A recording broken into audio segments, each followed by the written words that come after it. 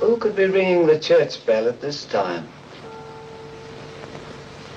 Maybe it ain't an ooh, Father. Maybe it's an it. And maybe it's tolling the bell. Oh, there's no such things as ghosts and monsters. Haven't I made that clear to you? Something tore the throats out of Charlie Rousseau's sheep, and that something didn't leave any tracks. Andy Trent here saw a weird glow moving across the marshes last night, and this morning he found 2 of his sheep dead. Their throats torn open. Maybe the same thing that killed Andy's sheep is tolling the bell. I was on my way just now to deliver a special letter at Penrose Manor when a strange light appeared on the road before me, then moved quickly across the marshes and faded into the mist. I turned the cart around and hurried back here. It's not real. First the light, and now the bell. There's a very sound and logical reason for the bell tolling at this time, and I'm going to find out what it is. You can drive me to the church pots. The letter can wait. No hurry. Nothing will harm you if you're with the priest. Is that true, Father? Ah, what you need is more faith and less imagination. Come along.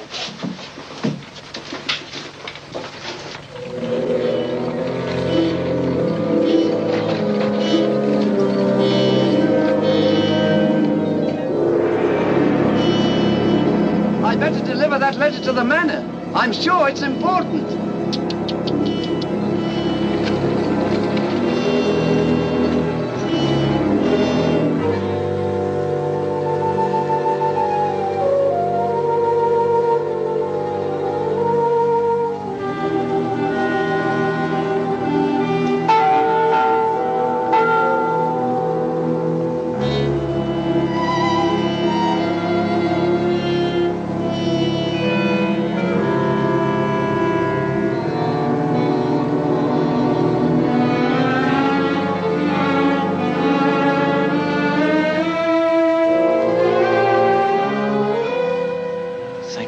That bell has stopped.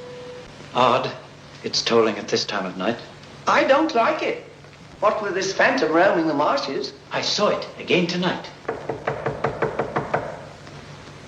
Who would that be?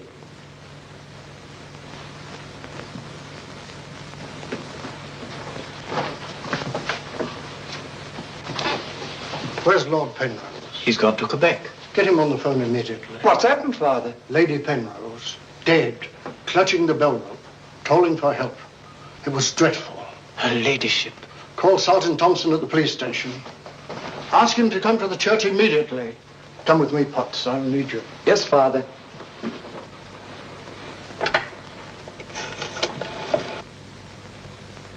Operator, put me through to Quebec. Lord William Penrose.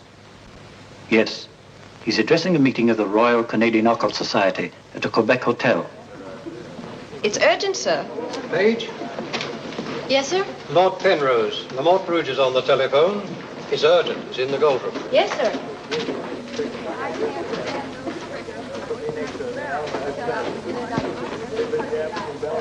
Gentlemen, as you know, the greatest obstacle in proving the authenticity of the occult lies in finding facts.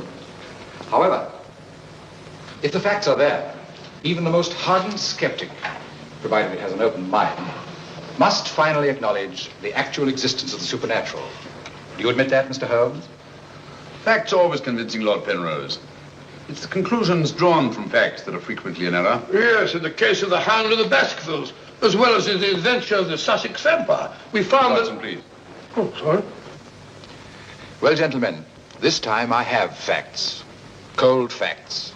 Many years ago, 100 to be exact, an apparition appeared at night in the village now called La Mort Rouge. The following morning, 3 people were found dead, their throats torn out, hence the town's rather grim name. Interesting, yes. But facts? No. I hardly think the tales of superstitious peasants can be considered... I haven't finished, Mr. Holmes. La Mort Rouge has again been the scene of these strange and unexplainable occurrences. Unexplainable, that is, from your point of view. Several of our most responsible citizens have actually seen the strange apparition on the marshes at night.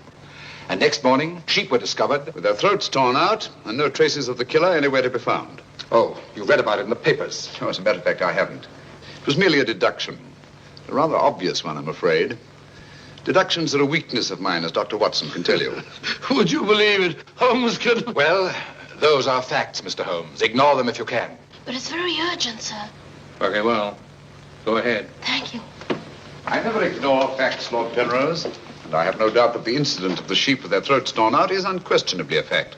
However, the interpretation of this fact as being final proof of the existence of the supernatural is merely supposition, and therefore cannot be accepted without further data. Your opinions, Mr. Holmes, are undoubtedly the result of your inability to cope with something beyond the realm of your comprehension.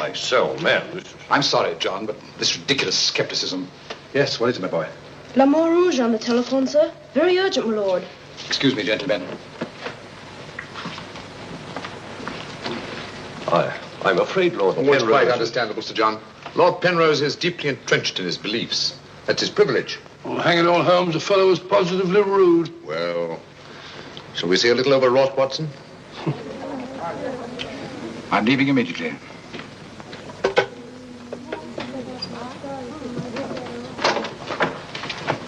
Order my card, Watson. Hurry. Yes, sir.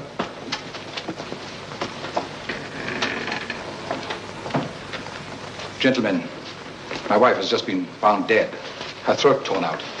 In exactly the same manner as the sheep. This is terrible.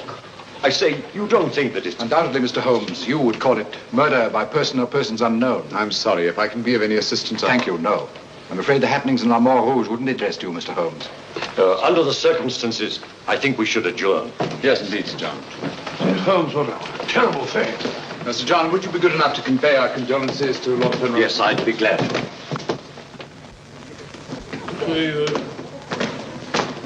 Can't we get something to eat before we leave? We don't often get food like you do here. Don't you ever think of anything else besides your stomach? No, not often. I gotta get a paper. Morning. Good morning, sir. I imagine you'll be glad to get back to London, Mr. Holmes. Yes, indeed. Oh, by the way, there's a letter for you, sir. Thank you. Oh, here's something about Lady Penrose. She was found in the church with her throat horribly cut. Evidently dragged herself from the marshes nearby and tried to summon help with the bell rope. What's in it? What is it, Holmes? Listen to this, Watson. Huh? My dear Mr. Holmes, I have every reason to believe my life is in danger. Yet, if you were to ask me how I know, I couldn't give you a logical answer. There is nothing tangible, yet like a terrible premonition. It is all so frightfully real. I heard of your being in Quebec, and I'm turning to you, a stranger, and asking your help in the frantic hope that you'll not fail me. Oh, who's it from? It's signed Lillian Penrose. Lady Penrose? A letter from the dead woman? Well, what's it mean, Holmes? I should say that Lady Penrose lived in fear of her life. Some secret hidden in her past, in all probability. Oh, perhaps it isn't as simple as that. What if Penrose is right? I'm glad we're going back to London. Things like that can't happen in Baker Street. More's the pity, Watson. Huh? Do you know a village by the name of La Mort Rouge? Yes, sir. It's about 12 miles from here, up towards the falls. Thank you. Great Scott, Holmes. You mean you're going to take on the case? Quite. Telephone the airport and cancel our reservations, will you? Certainly, sir. Consider, Watson, the irony, the tragic irony. We've accepted a commission from the victim to find her murderer. For the first time, we've been retained by a corpse.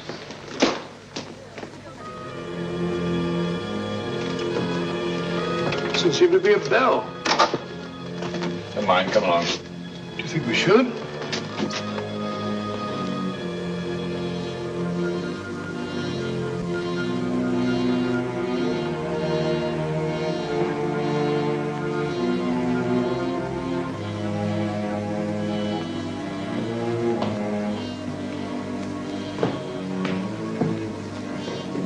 What a cold, cheerless-looking room. Yeah.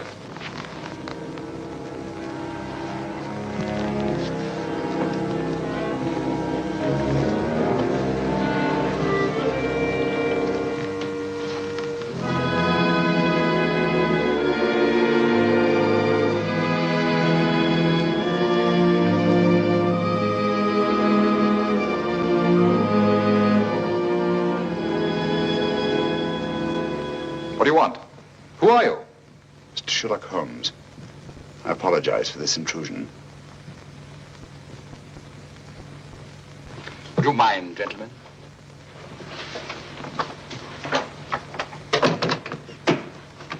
Mr. Holmes, is it your custom to burst into people's houses without ringing the bell? We couldn't find the bell, sir. If you've come here to use the death of my wife to prove your theories, I must ask you to leave. Penrose. I received this letter from Lady Penrose this morning.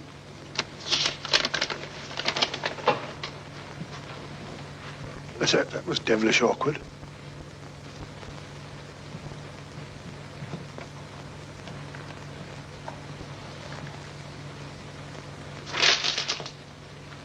I'm afraid you're a little late, Mr. Holmes. My wife's dead.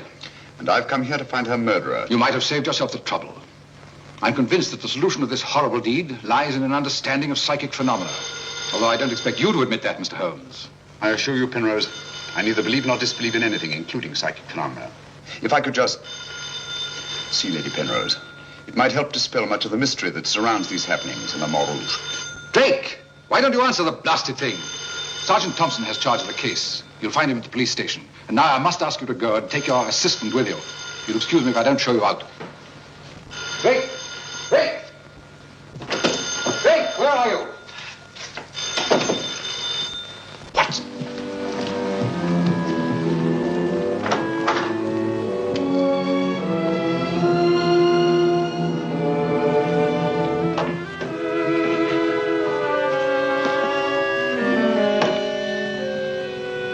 Holmes, I've seen it before. Right, Watson, you have. Yes, but where? Never mind that now. We must examine the wound before Penrose returns and has us thrown out of the house. Clumsy job. Just missed the jugular vein. It must have bled to death. And it bled for several hours, eh? Possibly more.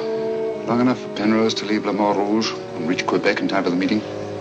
Holmes, you don't suspect I Penrose? suspect nobody, Watson. I was just asking a question. I beg your pardon, gentlemen.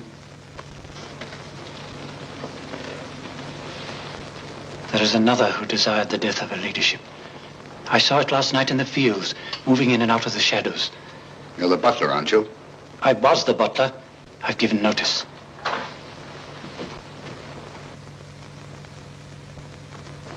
Drake! Get out. Get out of this.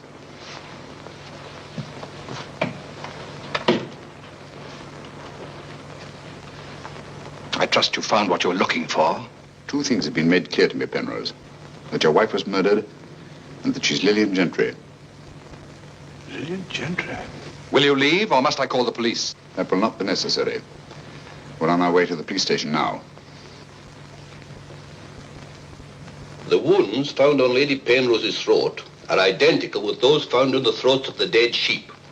Now, I'm not a superstitious man, Mr. Holmes, but I don't know of any weapon capable of inflicting such wounds, except an animal's claw. Of course, it could be done by a five-pronged garden weeder. Not that garden weeder, Mr. Holmes. That's mine. I use it to weed the garden at the back of the jail. I'm inclined to agree with the Sergeant, Holmes. A weapon such as that would have severed the jugular vein, and death would have followed immediately. Lady Penrose lived long enough to drag herself to the church and toll the bell in a frantic effort to call for help. Yes, I know all about that. But there must be some logical motive instead of all these goblins and monsters. Sergeant, have you ever heard of Lillian Gentry?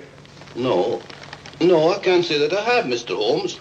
She was a famous actress who came to America some time ago. She appeared for many years in the United States and Canada. Then suddenly she disappeared. Her disappearance was never explained, and she was soon forgotten. But what's the connection between Lillian Gentry's disappearance and the death of Lady Penrose? Lillian Gentry and Lady Penrose are one and the same person. The same person? Precisely. One more question, Sergeant. Do your files show anyone with a prison record living in La Mort Rouge? No, Mr. Holmes. The only person having any connection with a prison is Emile Journet.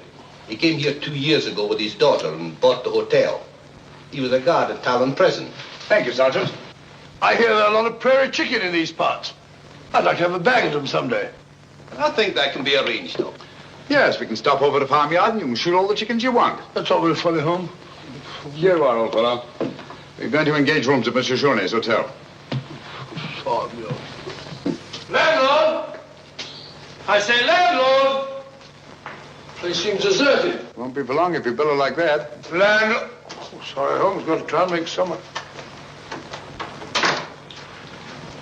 Yes, monsieur? My dear, have you got a room for us? Yes, monsieur. Good. Sign here, please. I'll sign for us both. Oh, thank you. You seem very young to be in charge here. Yes, monsieur. You are Mademoiselle Journet? Marie's your name, monsieur. My dear, you've been crying. Why? Papa's going away. Oh, come now. Is that such a tragedy? Did you cry if your papa were going away, Watson? I don't believe so. This way, monsieur. Bring your bags, please. Yes, of course.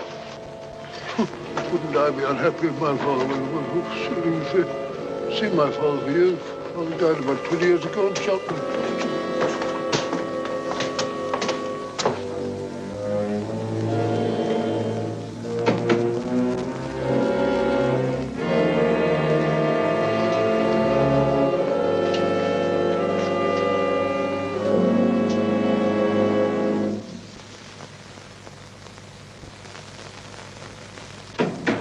Some talk of Alexander and some of Hercules, of Victor and Lysander, such great names as these. Bills.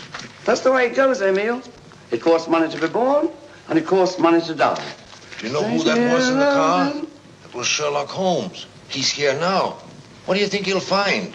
Ghosts and monsters.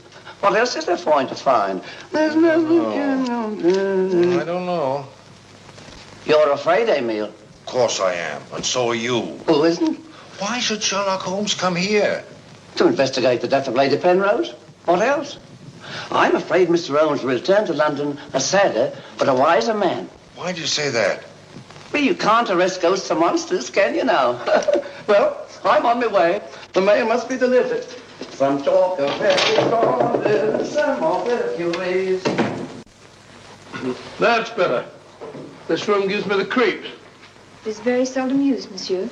It isn't often that strangers come to Le Mort Rouge, and when they do, they never stay. I can't say that I blame them. Will your father be away for long? I don't know, monsieur. Where is he leaving? I don't know. Marie! If you need anything, just ring, monsieur. That girl's frightened, Holmes. Obviously. She made the mistake of telling us that her father was leaving. Huh? You don't think that Journet... Suppose we have a little talk to Monsieur Journet. It might prove illuminating. Didn't I tell you not to answer any questions? Yes. Didn't I tell you to keep a silent tongue in your mouth? Yes, Papa. So you told them I was going away? Yes, Papa. That'll teach you to keep your mouth shut. Monsieur Journet, just why are you leaving La Mort Rouge at this particular time? I'm not leaving. What gave you the idea that I was? Your daughter? My daughter's mistaken. I merely said that I would like to go away. I've just been teaching her the difference. Yes, so I observed. I can't say that I approve of your method, sir. I'll ask you to mind your own business. Run along, dear. Oh, there, my dear. Disgraceful, hitting a child. Monsieur Journet is quite right. It's none of our business. Monsieur Journet, what do you know of the death of Lady Penrose? Only what everyone in the village knows, that she was killed by the monster. You've seen this monster? No, but who else could have done this terrible thing? Sheep have been killed, their throats torn out. You were a jailer at Talon Prison, weren't you? Oh, yes, monsieur. Why did you decide to come to La Mort Rouge? Well, I always wanted to own a hotel, and I heard this one was for sale, so I bought it. That was 2 years ago. Yes. I believe it was about the time the monster made his reappearance, wasn't it? Do you suspect me of being the monster, Mr. Holmes? No. I was just remarking a coincidence. I thought you didn't believe in those things, Holmes. Quite right, Watson, I don't. At least, not in the supernatural variety. Not the werewolf who bites into his victim's throat with his teeth. But, a monster who uses for his weapon of death a 5-pronged garden weeder. Yes, that's a little more in my line. I don't know what you mean. I mean that this monster's been recreated and used as a screen behind which to commit a horrible crime. Whoever did it felt certain that no suspicion could possibly fall on him. But my unexpected arrival upset his plans. Very possibly he became frightened, decided to run away. You're right, monsieur. I was running away. But not for the reason you think, but in fear of my life. And who would want to kill you? I don't know. It's like some terrible premonition. But it's so real. The very word, it's in Lady Penrose's letter. Yes. That still doesn't explain this garden weeder. I swear to you, I know nothing about its being here. Haven't we better send for that fellow, Sergeant Thompson? No, Watson, that won't be necessary. Monsieur Journet knows as well as we do that you can't run away from yourself. Oh, would you be so good as to return this to Sergeant Thompson, monsieur? I took it away quite by accident.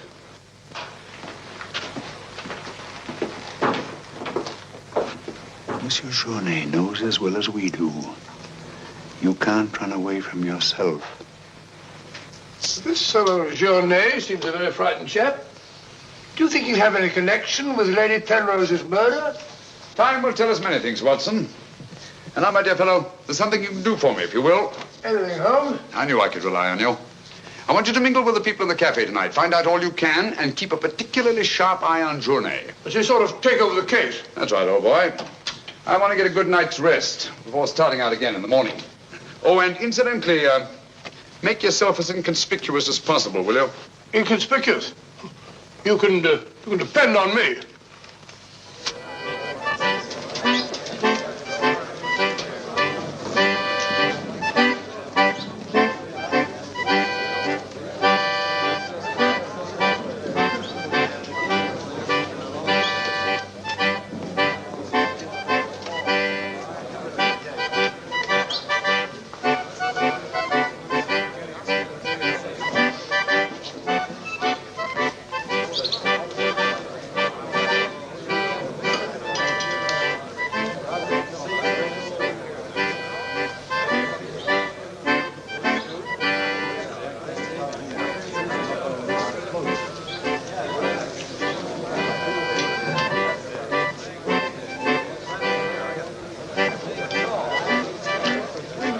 Thank you, my dear.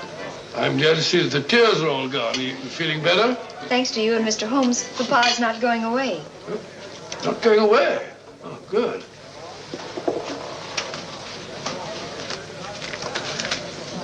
Journet not going away.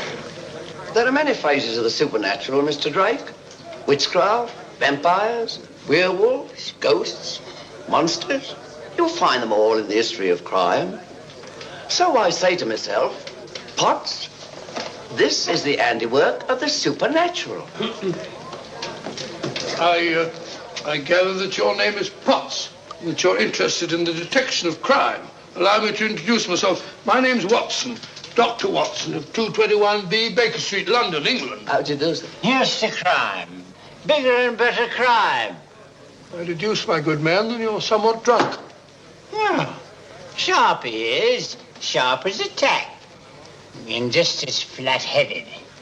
You might also deduce that I'm leaving this place. Getting out. As soon as the bus I'm waiting for hoots its hooter. I believe they say honks its hooter in these parts. Hoots to me, honk to you. Hoot, hoot. My dear fellow, I don't care two hoots whether it's hoot or honk. Oh, that's my bus, gentlemen. I just heard it hoot its hooter distinctly. If you solve this case, let me know. Personally, I'm betting on the monster. You take my advice, Patsy. Get out of this place before they find you with your throat cut.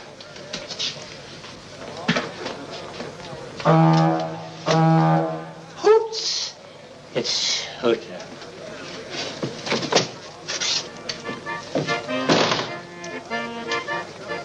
Nervous?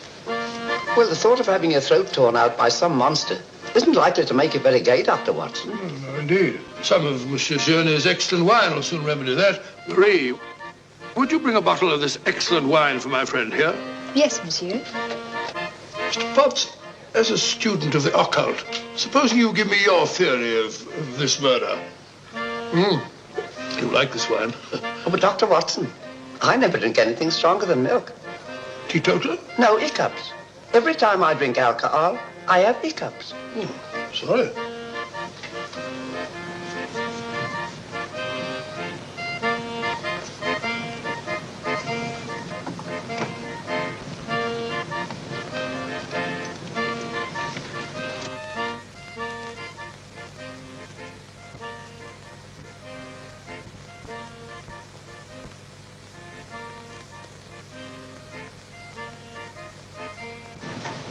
Mr. Holmes.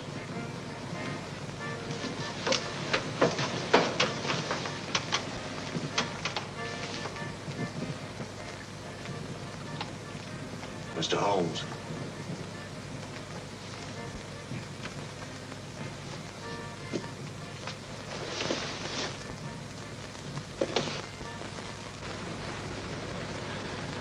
This circle is where the murder actually occurred. Yes, Mr. Holmes. There's a footpath just beyond the church which leads across the marshes. Follow it for half a mile and you'll be there. Thank you, Sergeant. I'm sure I'll find it. Mr. Holmes, I wish you'd let me go with you. It's dangerous on the marshes at night. These swamps, one false step... I'm sorry, Sergeant, but it's important that I go alone. I'll keep close to the path. Well, will Dr. Watson be going with you? No, Sergeant. I asked him to do some research work of his own, and by now he's probably magnificently involved. Good night. Good night, Mr. Holmes. But according to your theory, Dr. Watson, everyone in the village is under suspicion. Pardon me. It's quite all right. Oh, thank you. Murder is a very interesting study, gentlemen. I well recall a short story by that brilliant author, G.K. Chesterton, in which the murder is committed by a postman. I refer, of course, to the Invisible Man, a brilliant bit of deduction on the part of Father Brown. I'm a postman. Precisely why I mentioned it, to illustrate the absurdity of assuming because one man in a postman's uniform is a murderer, any other man in the same uniform should be suspected. Thanks. Had me worried for a minute. Oh, filthy, flabby. A child can see that this ridiculous monster has got you all afraid of your own shadow. I saw Lady Penrose. I wouldn't like it to happen to me. I'll be getting on. I'm going with you. Good night, Doctor. Good night. It's quite all right.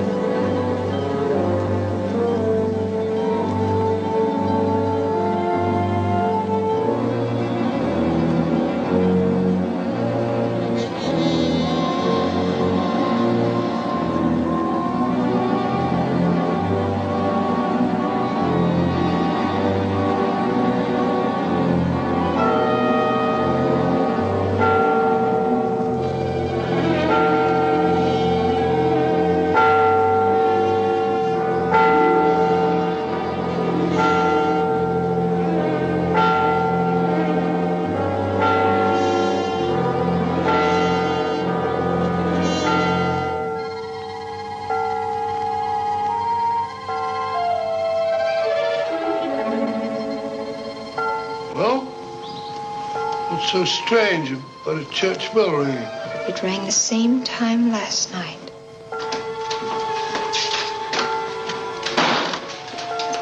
Excuse me, Dr. Watson. Can you tell me if Mr. Holmes is armed? Armed, my dear fellow? Why should he be? He's gone to bed. You're wrong, Doctor. He went out in the marshes alone. I tried to go with him, but he refused. But great Scott, if he runs into this monster and he's by himself, he'll get killed.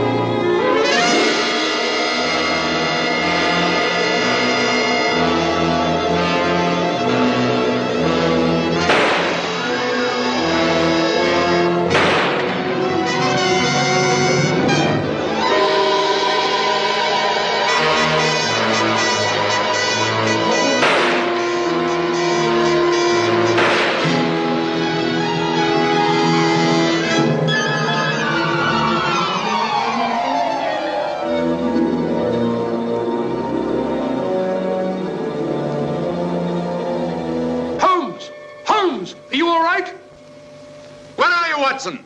Here I am. Over here, Holmes. Watson, where are you? I'm in the bog.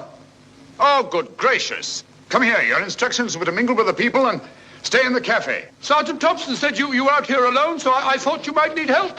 Yes, so you proceeded to fall in the bog, eh? Fall? I was pushed into the blasted thing. Pushed by the most ghastly apparition.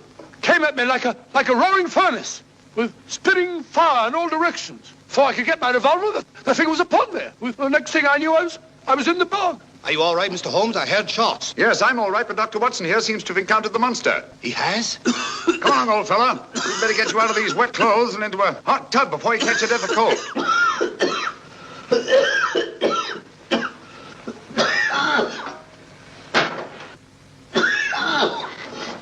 Yeah, you've had enough of that. Drink this. You'll be as fit as a fiddle in the morning. Sorry you had such a bad time. I got a right to share your dangers. Thanks, old fellow. You know, I wasn't sure the villagers weren't right. And if it did turn out to be some sort of supernatural monster, well, why should I involve you? Rubbish. However, I did learn something. I can now state positively that our antagonist is not a phantom. But the thing actually spat flames at me. All just a figment of your imagination. The murderer knew I was out on the marshes and obviously wanted to frighten me. You frightened me, all right. How do you manage the flames? Merely clothing, treated with phosphorus. When the murderer fled, his shirt caught on a tree, and this piece of cloth was torn off. Come in. I'd like a few words with you, Mr. Holmes. I'll come directly to the point. Hello. What happened to your assistant? I'm not his assistant. If you must know, I was pushed into a boggy hole on the marsh. Pushed? By whom? I don't know. Spat fire at me. My good sir, in spite of Mr. Holmes's theories to the contrary, things have been seen and heard on those marshes that cannot be explained away by the use of logic. If I were you, I'd keep away from them. I'm not so sure. Holmes found... Penrose, for the first time in my long pursuit of crime, I confess that I find myself baffled. I'm a detective. I need tangible clues. And up to now, I admit, I found none. And you won't. I advise you to leave La Mort Rouge. Tonight, you escaped with your life. Next time, you may not be so fortunate. Thank you for your considerate advice, Lord Penrose. Good night, sir. Excuse me. Oh, good night. I don't like this fellow, Holmes. Why do you think he came here? He wanted to find out if we discovered anything. He seemed very pleased when I told him we hadn't. Now, Watson, there are one or two questions I want to ask Sergeant Thompson. You stay here. I have a vitally important job for you. Anything, Holmes? What do you want me to do? Go to bed. Yes, it's cotton fabric. Yeah, take a look. That discoloration, the purple ink must have been spelt on it. Possibly. I should say this cloth was red with blue lines. Probably large checks. Yes, it seems to have been laundered a good many times. The blue lines are almost completely erased. Yes, you can scarcely see them. It's good fabric, well woven, with a solid base. Hello, Bill. Hello, Sergeant. Your phone call must have been important. You bring me over this time of the night. It was. This is Mr. Sherlock Holmes. He wants to ask you a few questions. This is Mr. Taylor, the storekeeper, Mr. Holmes. Oh, good evening, Mr. Taylor. Good evening, sir. Have you any shirts of this design? The squares are red and the lines blue. Yes, I have. Can you remember to whom you sold them? I can. I keep them in stock specially for Judge Brisson. He won't have anything else. Judge Brisson, who's he? A retired magistrate. He's a cripple, lives alone with his housekeeper. Have you sold any of these shirts to anyone else? No, sir. They're too expensive for the village and the boatmen. This is the finest material. Imported. You say Judge Brisson's a cripple? Yes, he was a magistrate in Quebec. Had a stroke about 2 years ago. That's why he retired and came here to live in Le Mort Rouge. Just about the time that Monsieur Jaunet arrived here. Now that you mention it, it was just about then.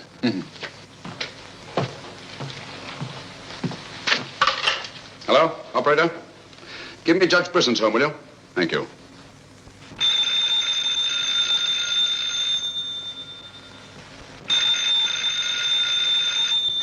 Nora. Let it ring. Haven't I told you not to answer the phone at night? Yes, sir. Well, then obey my orders. Yes, sir.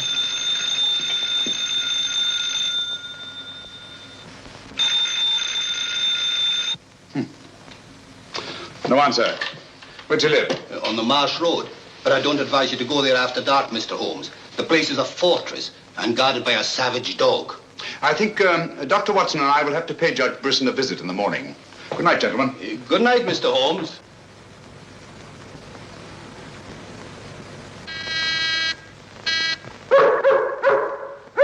Two locks on the door. One of them new. Yes, I should say that Lady Penrose's death had increased Judge Brisson's terror. Don't like the sound of that dog. No, sounds hungry. Possibly ravenous. Couldn't we come back after he's had his breakfast? I'm sorry, Watson. Our business won't wait. Oh, stop now. Yes, Watson.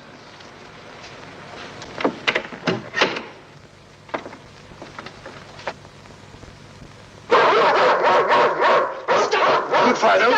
Good Fido. Good Monty. Good Winnie. Who is it?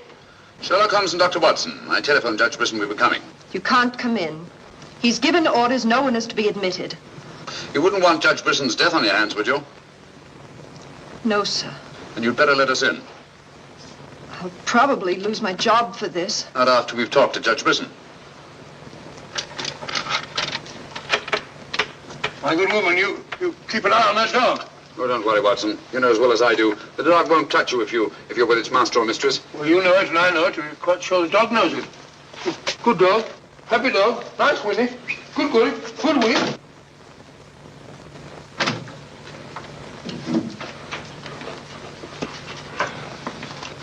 Let me warn you, I'm armed. And I'm an expert shot. We didn't come here to harm you, Judge Brisson, but to protect your life. I told you over the phone this morning, Mr. Sherlock Holmes, that I did not want to see you. I don't want to see anyone. But I want to see you. Stay where you are. Nora, show these men out. Judge Brisson, if you'll answer a few questions, I may be able to save your life. I have the fullest confidence in my own defenses. And I will not trade them for any theories of Mr. Sherlock Holmes, however plausible you make them sound. Now get out, will you? I'm sorry. Under the circumstances, I'm helpless to prevent your death. Almost certainly by violence. Come along, Watson.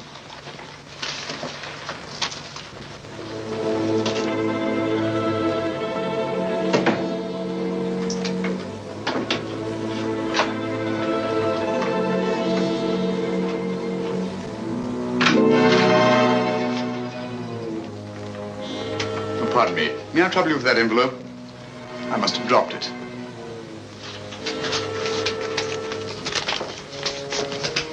Thank you. You're a very clever man, Mr. Holmes. A crude device, Judge Brisson, but it's confirmed my suspicions that you're not the cripple you pretend to be. I'm sorry. But I'm frightened of everything and everybody. Why don't you sit down? You want to get shot, Holmes? Come in, Watson, and close the door.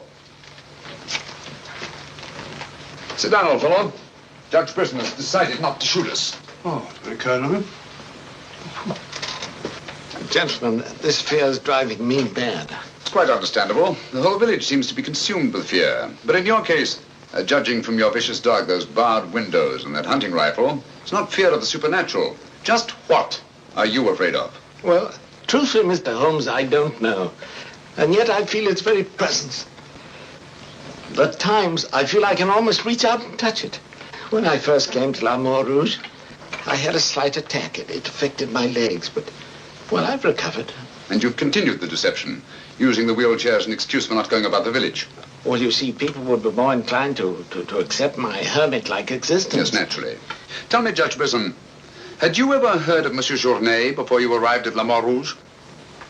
No, I hadn't. How many of these shirts has your housekeeper purchased for you? Oh, 4 or 5. I'm not positive. You still have them? Well, 1 or 2 became badly worn, and I told my housekeeper to give them to a man who was doing some work for me at that time. Can you describe him? No, I'm afraid I can't. That was about a year ago, you see, and, well, I didn't pay much attention to him. He worked in the garden. Could your housekeeper remember him? No, that was a different housekeeper then. She went to the United States. Try to remember, Judge Brisson. Your life may depend on it. I do remember one thing. He had a very slight limp. I used to watch him from that window as he walked across the lawn. Splendid. Continue your vigilance, Judge. And under no circumstances allow anyone to enter the house, even someone you may know well. What's that mean, Holmes? It may mean nothing, Watson, and it may mean everything. I'm quite sure that Sergeant Thompson will have observed a man with a limp in a village the size of La Mort Rouge. Good day, Judge, and thank you. Good day, sir. I'm sure Sergeant Thompson will have observed a man with a limp in a village the size of La Mort Rouge.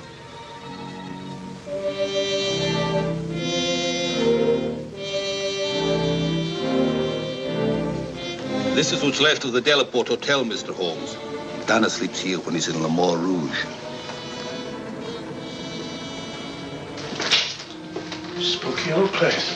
The villagers call it the ghost house. It's been deserted for years.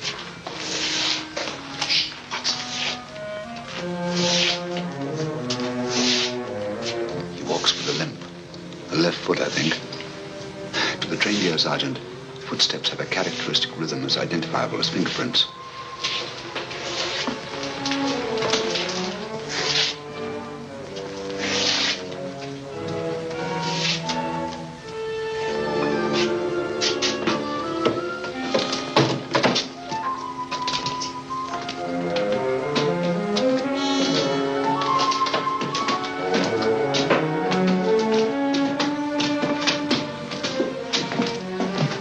What do you want? We've come to have a talk with you, Tanner. I've done nothing. Then you won't mind answering a few questions. What do you want to know? Tell me, Tanner, where were you 2 nights ago? Down the river. And last night? I just got back tonight. You're lying. You can't frighten me. But now I got a job to do. It's quite evident that you haven't been on the river within the last 48 hours. Are you trying to make me out the murderer of Lady Penrose? How do you know she was murdered? I'll tell you how you know she was murdered. Because you murdered her. Holmes, look! In there! The monster! That's right, Watson. One of Brisson's shirts, which Tanner here treated with phosphorus. Take him, Sergeant. I'll give you all the evidence later.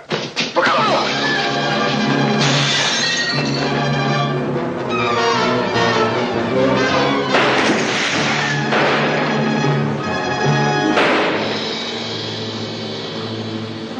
You got him, Sergeant. I'm sure of it. Come on.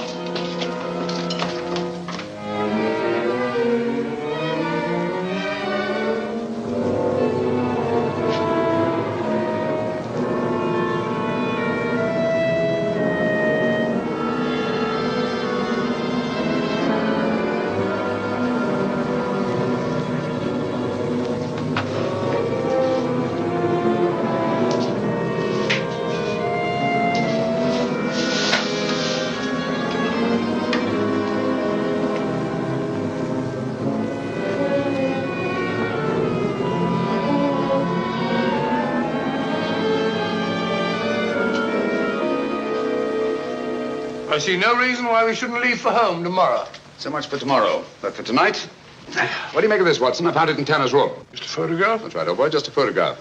You notice anything else about it?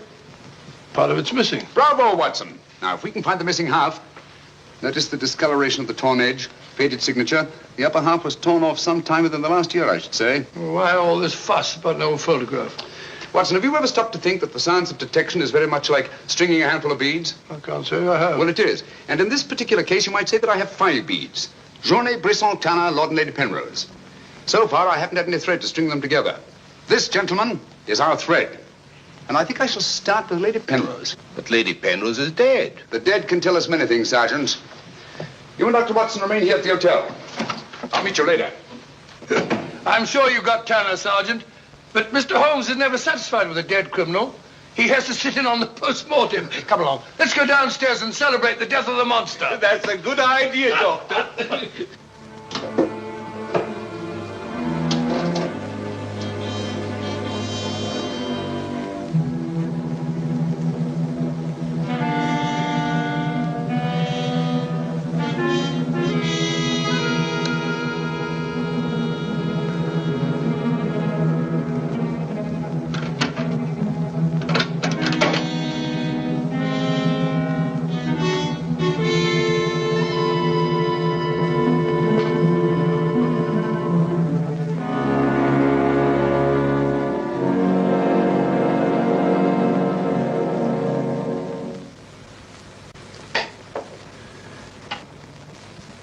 So the great Sherlock Holmes becomes a common thief.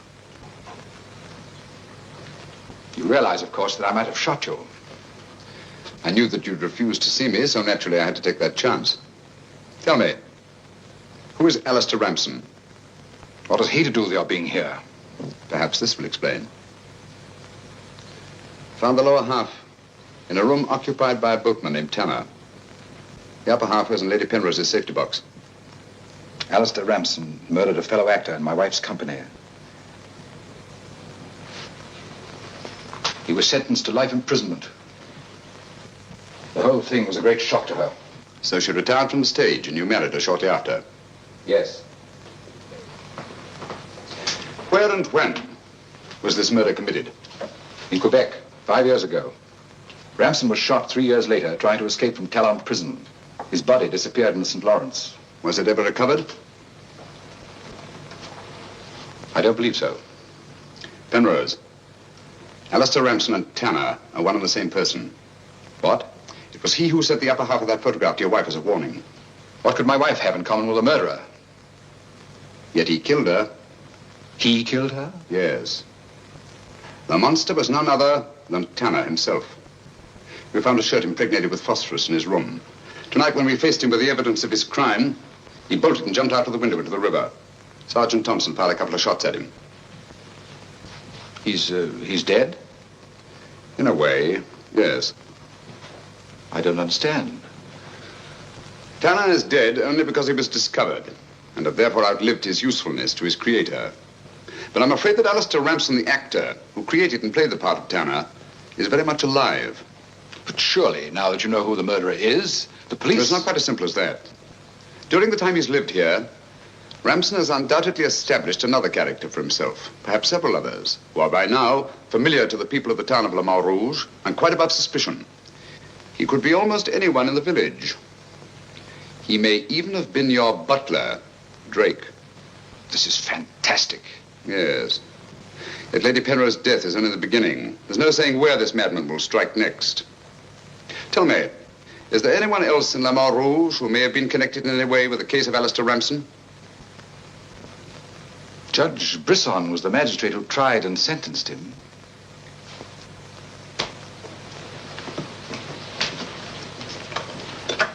Operator? Operator, give me Judge Brisson's home. It's urgent.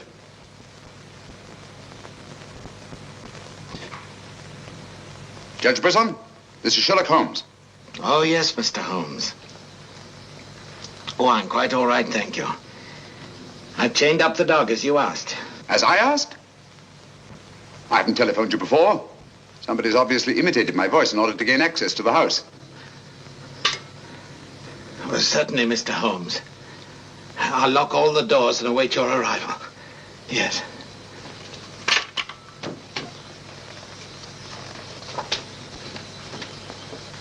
Nora! Nora! If I can be of any assistance, Mr. Holmes. Thank you, but I'm afraid... You think Judge Brisson's life's in danger? I only hope I'm in time to prevent a second murder.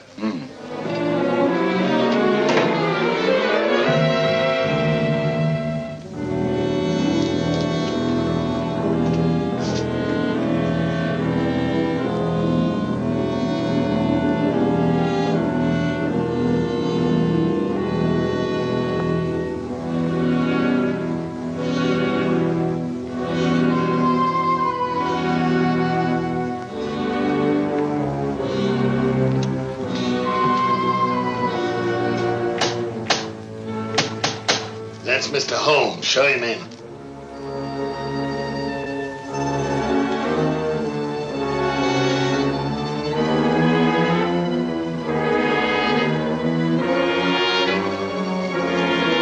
Hurry up, hurry up.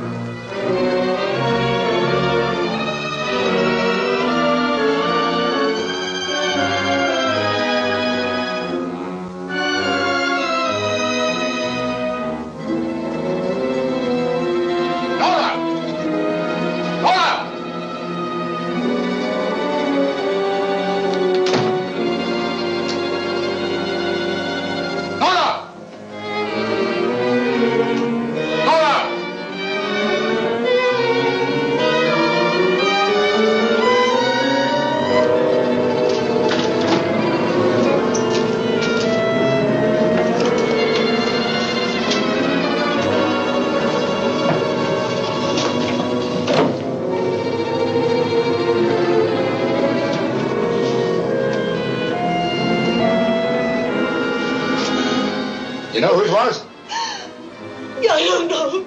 I don't know.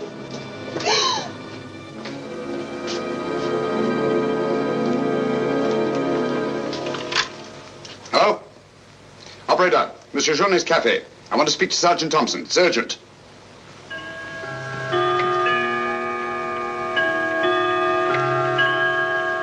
Sergeant Thompson, this is Sherlock Holmes. I'm at Judge Brisson's. He's been murdered. Judge Brisson's been murdered. Judge Brisson? The murderer gained access to the house, gagged and bound the housekeeper, then disguised as Nora, murdered Judge Brisson. I'm returning to the old Delaporte Hotel on the chance that he'll go there to change his clothes and assume another disguise. Ask Dr. Watson to meet me there as quickly as he can, will you? You'd better come here at once and take charge. Right.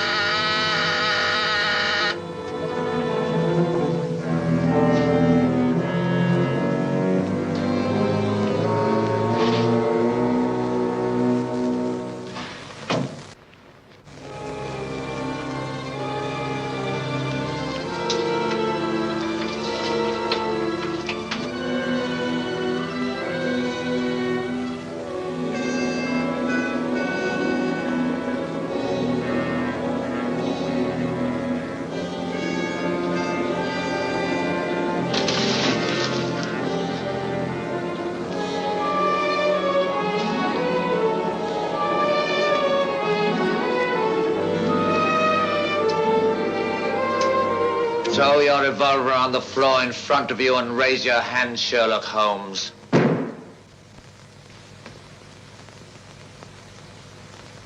I should have thought you would have felt more at home in the spotlight.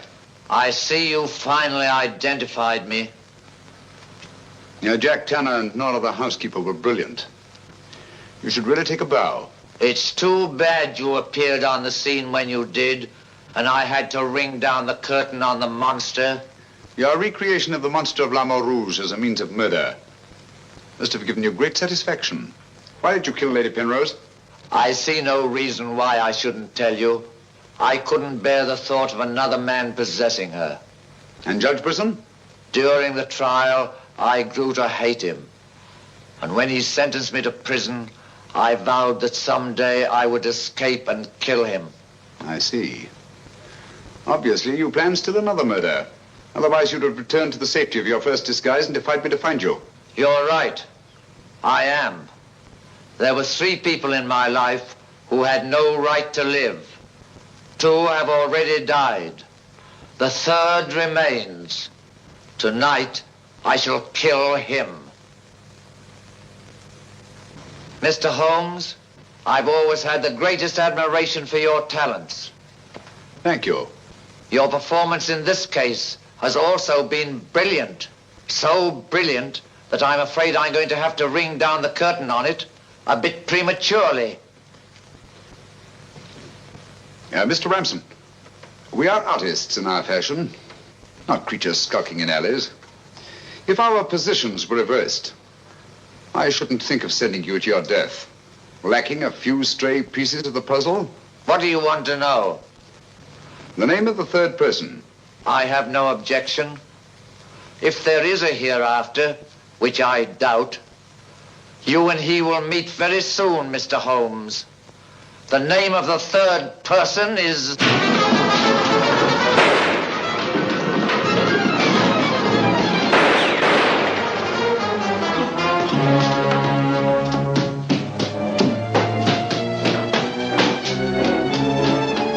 Coming, Holmes! Look out, Watson!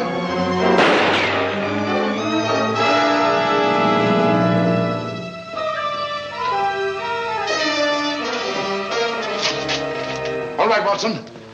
Where is he, Holmes? He's gone. Thank heavens you're safe. Thank heaven you came and you did. There it is, Watson. Look out.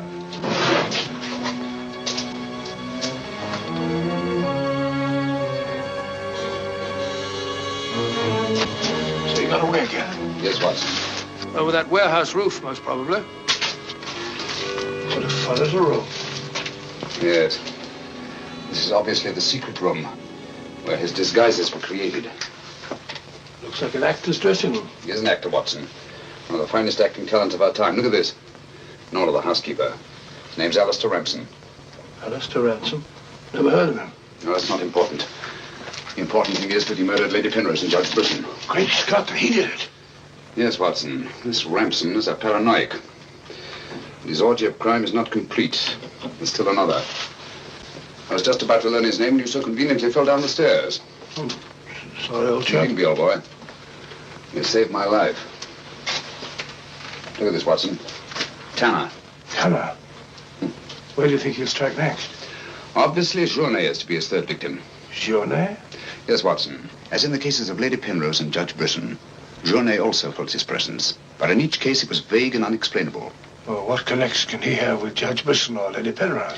Journet was a guard at Talon Prison, where Alistair Ramson was confined. He's the 3rd person against whom the murderer holds a grievance. Now he's disappeared. Journet disappeared? Oh, so Marie told us in the cafe? Watson, Journet's disappearance can mean only one thing. He's in hiding. Our job is to find him before Ransom does. Journet is the only man who can lead us to the murderer. We'd better have a talk with little Marie. Raise your voice and sing along, sing till the echo ring. Don't ever let a single soul worry about anything. Find what you make it so you can make it what you will. Never be weary, ever be cheery. Hello, Potts. Have you seen Marie? No. Have you seen her? No, can't say I have.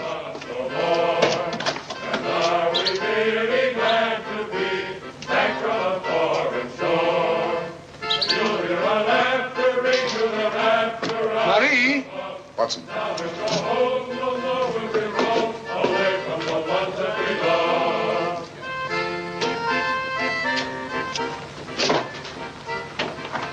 What is it, Holmes? I'm afraid we're too late. Marie.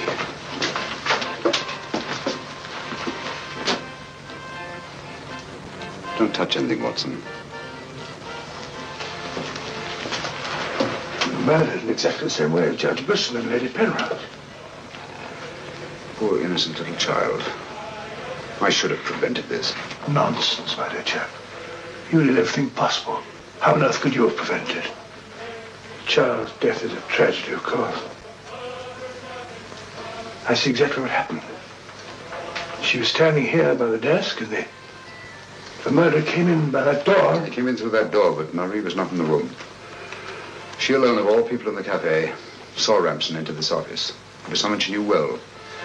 Someone who might have a message from her father. So she followed him here. And when she refused to tell him where her father had gone, he killed her. Ramson already knew that Johnny had disappeared, but he didn't know where. When he questioned her, she became suspicious, and it was then that he killed her. Telephone Sergeant Thompson, will you? And he's at Judge Brisson's. Ask him to come here at once. And see that no one leaves the cafe until he gets here. The murderer may be among them.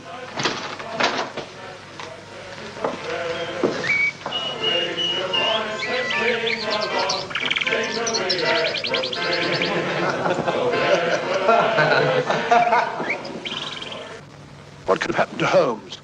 He's been away all day. It's very unfair of him keeping me in suspense like this. He knows how worried I become. He continues to do it, and do you know why? He actually enjoys making me miserable. Half a mo.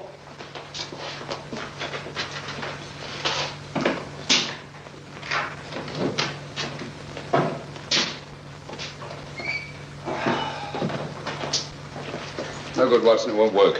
What won't work?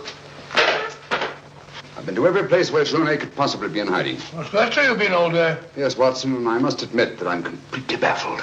We've got to find Journey before it's too late. But how? I've been everywhere within a radius of 5 miles of this village. I've even been to the church in the hope that he'd disguise himself and attend Mass. He may have gone to Quebec. Every road's covered. He hasn't left this vicinity, of that I'm certain. All right, I'll answer it. Hello? Hello?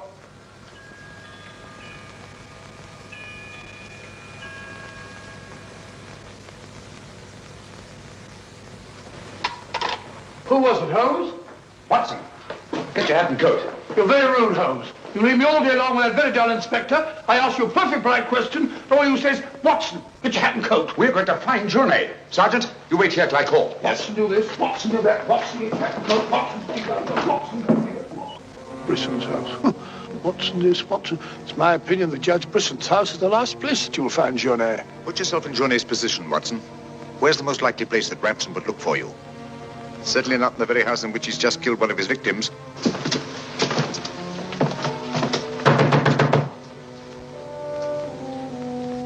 Journey! Journey! It's Sherlock Holmes and Dr. Watson. We're here to help you. I don't like the look of it, Holmes.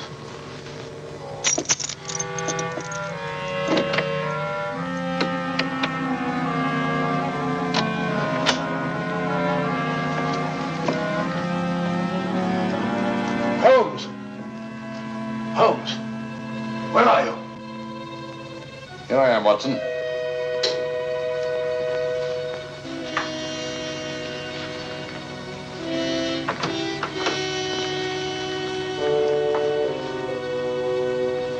Journey! What do you want? We've come to help you. How did you know I was here? When you called your hotel just now, I answered the telephone. The chimes of Brisson's clock here merely confirmed what I already knew. You must return with me to the cafe at once. I'm not leaving this house. The murderer's waiting out there in the marshes to kill me the moment I leave here. Naturally, but first he must have the opportunity. If you return to the cafe, he'll have that opportunity. It's the only way we have to apprehend the murderer. What if I refuse? Journey, what I have to say to you is not going to be easy. Marie...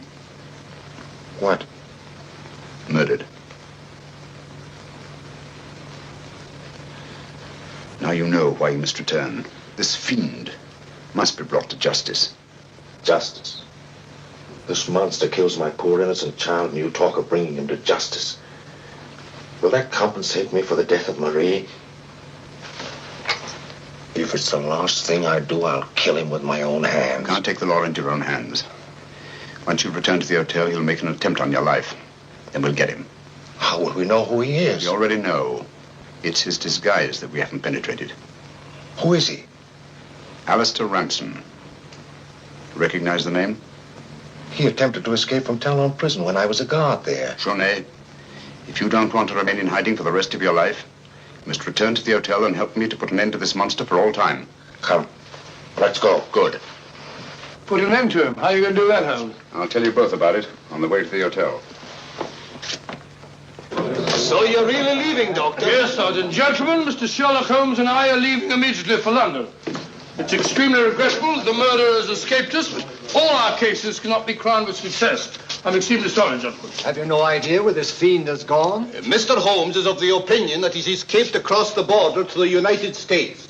It may be years before we can trace him, if ever. Oh, Jenny, just a minute. Our bill, please. Bill? Yes, Mr. Sherlock Holmes and I are leaving immediately. Oh, I'm sorry, Dr. Watson. I'm just on my way to the church to offer a prayer for Marie. I'll forward your bill to you. Yes, of course, my dear fellow. I understand. We'll leave our address at the desk. Goodbye, Mr. Potts. It's been a great pleasure knowing a man of your intelligence. Thank you, Dr. Watson. It has been most stimulating talking to one of your vast experience. Oh, thank you. Let's hope that we shall meet again someday and continue our little chats on crime. It would be most exciting. Oh, by the way, Mr. Holmes would like to see you for a minute in his room. Yes. I'll show you where it is. It's the second room on the right up there. Thanks. Emile, it's me. But, do you mind if I walk part of the way with you? It's a bit frightening out here. It's these marshes. This is almost the very spot where Lady Penrose was attacked. 3 deaths in 3 days. It's a pity Marie had to be killed. She was such a sweet child. 3 deaths in 3 days. And still one more to be accounted for. You were frightened, Emile. It's strange to see you showing fear. The man I hated at Talon prison. Ramson!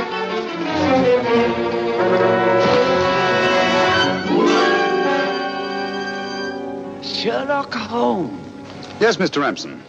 So you see the final curtain has not fallen after all. I thought you were on your way to London. Naturally, that's what I wanted you to think.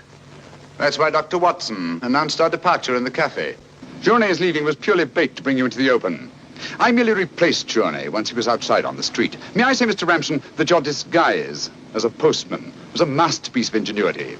Your very choice of the role put you above suspicion. It was quite easy.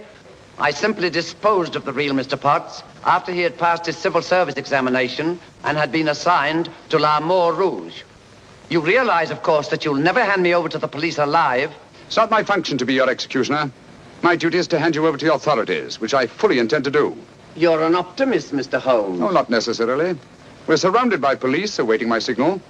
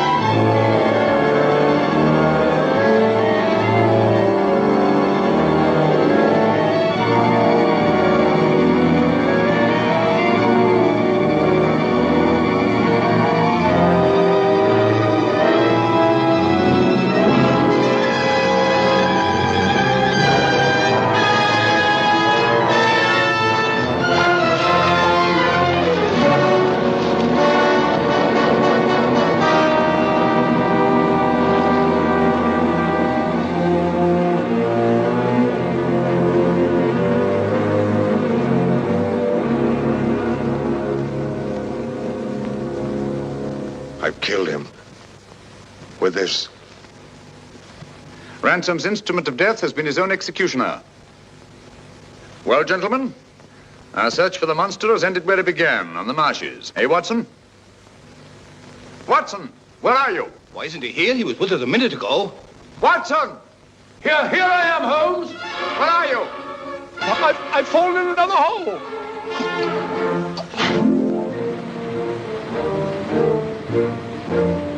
I should like to have seen a bit more of Canada before we sailed, Holmes. So should I, Watson. Canada. The linchpin of the English-speaking world, whose relations of friendly intimacy with the United States on the one hand, and their unswerving fidelity to the British Commonwealth and the motherland on the other. Canada. The link that joins together these great branches of the human family. Churchill say that? Yes, Watson, Churchill.